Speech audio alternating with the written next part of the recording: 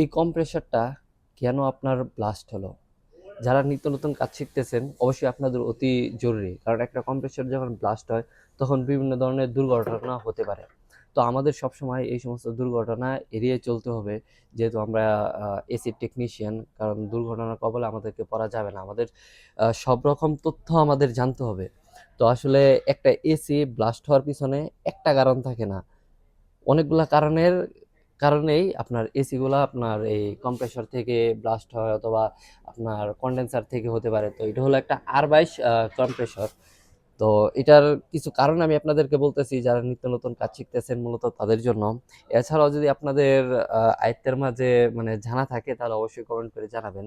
আপনার ওভারলোডিং বা ওভার কারেন্টের কারণে হতে পারে। যে ওভারলোডিং বলতে আমরা কি বুঝতে পারি, যে একটা এসিতে যখন মানে বেশি প্রেসার থাকে, মানে গ্যাসের যখন আমরা মানে R22-এর তো প্রেসার আপনারা জানেন 55 থেকে 60 বা 65 এর উপরে না। এখন যদি এটার প্রেসার যদি আমি দিয়ে রাখি 120, তাহলে তো মানে যে কোনো মুহূর্তে আপনার ব্লাস্ট হয়ে যেতে পারে, কারণ তখন আপনার প্রেসারটা অনেক হাই হয়ে থাকে।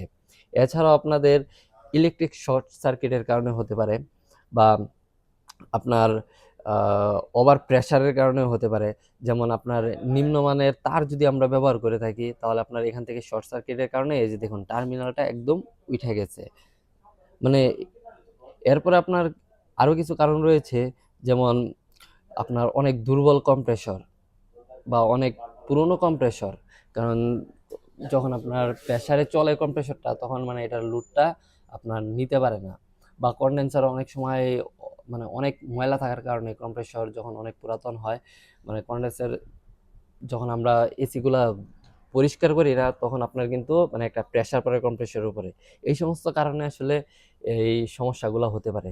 তো এটা আসলে মানে খুবই একটা দুঃখজনক যে একটা এসি ব্লাস্ট হয়েছে। তো মানে আল্লাহর রহমতে মানে যেখানেই হয়েছে বাইচা গেছে আর কি। তো এক কাস্টমার এটা নিয়ে আসছে যে ভাই দেখেন এটা নষ্ট হয়ে গেছে, তো সে বলতেছে যে এটা ঠিক করে দেওয়ার জন্য। তখন তাকে বললাম যে আসলে আমরা যারা সাধারণ মানুষ আছে, যে বুঝতে পারি না যে একটা এসি কেন হয়। যে আপনারা যদি দেখুন মানে প্রতি বছর বছর আপনারা চাইবেন যে একটা এসি ক্লিন করে রাখার জন্য, যদি ক্লিন না করে রাখেন তাহলে এই সমস্ত দুর্ঘটনা হতে পারে, এমনকি আপনার জীবনও চলে যেতে পারে। তো সকালে ভালো থাকবেন।